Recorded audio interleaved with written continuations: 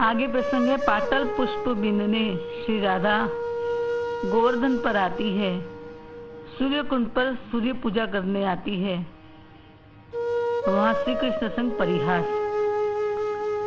भगवान श्री कृष्ण ज्यादातर गोवर्धन पर गौचारण करते थे।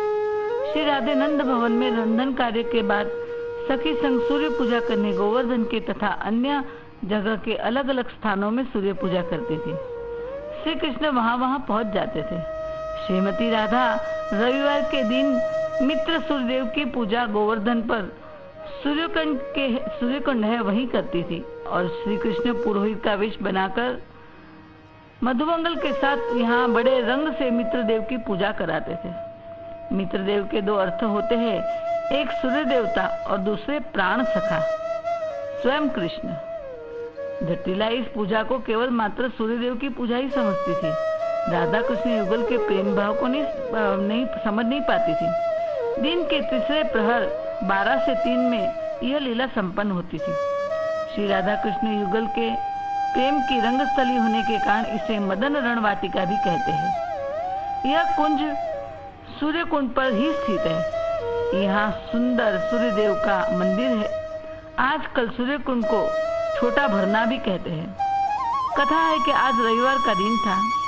आज प्रातःकाल से श्री कृष्ण दाऊ सखासन गोवर्धन पर गाय चरा रहे थे। उन्होंने मैया से कहा था, मेरा भोजन आज वन में ही भेज देना। यहाँ श्री राधा 9 से 12 नंद भवन में भोजन बनाने पहुंची। शाम को न देख ललिताजू ने मैया से पूछा, मैया आज श्री कृष्ण कहाँ? मैया कहते, वो तो गौ चराने गोवर्धन गए हैं। और कहाँ है सखी से कहना, हाँ, और कहाँ है कि सखी से कहना कि सूर्य कुंड पर पूजा करने आए तो वहीं भोजन ले आए, मैं वहीं खा लूंगा। राधे ने रोज से जल्दी भोजन बना लिया और भोजन लेकर सखी संग चलने लगी। मैया कहती, प्यारी जू थोड़ा विश्राम कर लो। राधू जी के मन में आज नवीन लीला की उत्कंठा थी, इसीलिए कहा, मैया कुछ थकान नहीं हुई, हम शीघ्र भोजन पहुंचा देती है। राधा सखी संग सूर्य कुंड पर गई। पूजा का सामान मंदिर में छुपाकर प्रथम पाटल पुष्प को, गुलाब के पुष्प को बिना। जहाँ राधे ने पाटल पुष्प बिने उस गांव का नाम पाटल गांव पड़ा। वहां से सूर्यकुंड तरफ आते करीब में एक कुंज देख श्री राधे बोली, सखी मैं इस कुंज में छिप जाती हूँ। अब श्याम सुंदर सूर्यकुंड पर आ गए होगे, तुम सब भोजन लेकर वहां पहुंचो। मुझे तुम्हारे संग न देख श्याम मिलन की उत्कंठा में इतने व्याकुल होते हैं, कितने व्याकुल होते हैं। देखो हर बार हम प्रथम पहुंचती है, वे देर से आकर हमें तड़पाते हैं। प्रतीक्षा की पीड़ा, मिलन की पीड़ा का उन्हें भी ज्ञान होना चाहिए। सखिया नवीन लीला सुन हर्षित हो गई और भोजन को संग ही लेकर पुष्प बिनने गई, सो भोजन लेके चल दी। वहां गोवर्धन में सखाओं को चकमा दे श्याम सरक गए। अभी गोवर्धन से 2 मील दूरी पहुंचे थे, वहां कुछ गोपियां और माता मह मिल गई। उन्होंने प्राणों से भी अधिक प्यारे श्री कृष्ण का निर्मछन कर उनका चुंबन किया। उससे वहां निर्मछन गांव बसा। निर्मछन गांव का ही अभ्रंश निम गांव है। यह स्थान गोवर्धन बरसाना राजमार्ग पर गोवर्धन से 2 मील दूरी पर है। निम्बारकाचार्य का ये भजन स्थल भी बना है। श्री कृष्ण आगे बढ़े। जब सूर्यकुंड पहुंचे तो सखियों को बैठा देखा। श्याम ने चारों नजर दौड़ाई, प्यारी नहीं दिखी। बोले, प्यारी ललिताजू, प्यारी कहाँ है? ललिताजू ने परिहास करते इशारा मंदिर की तरफ किया। श्याम मंदिर में गए लेकिन प्यारी जी नहीं दिखी। मिलन की व्याकुलता ले बाहर आए। बोले, ललिताजू ठीक बताओ ना, प्यारी कहाँ है? ललिता कहती, उस कुंज में। श्याम वहां गए, वहां भी राधे नहीं मिली।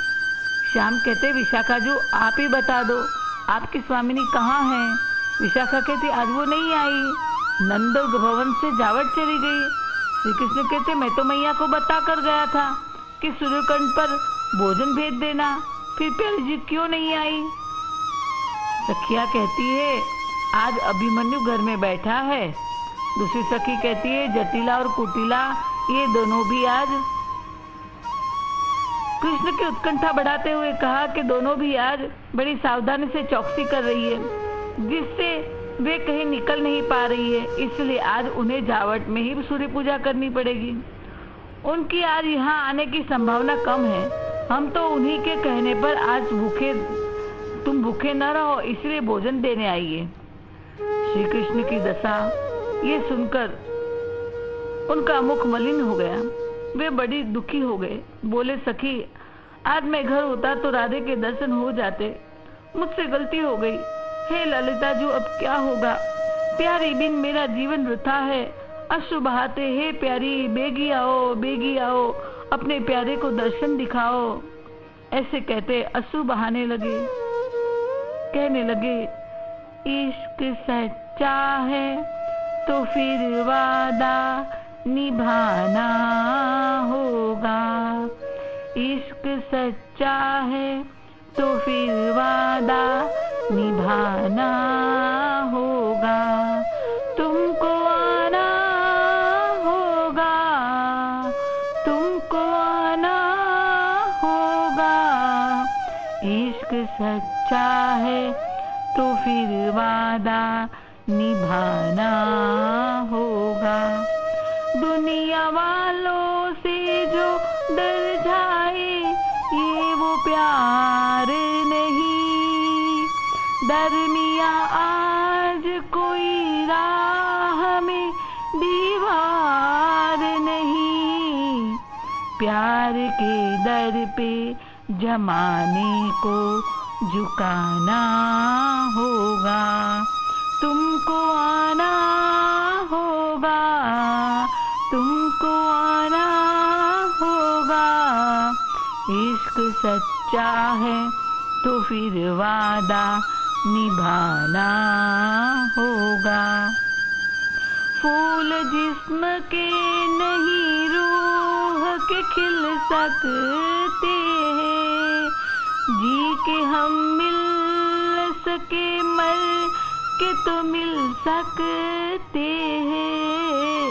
फासला सदियों का एक पल में मिटाना होगा।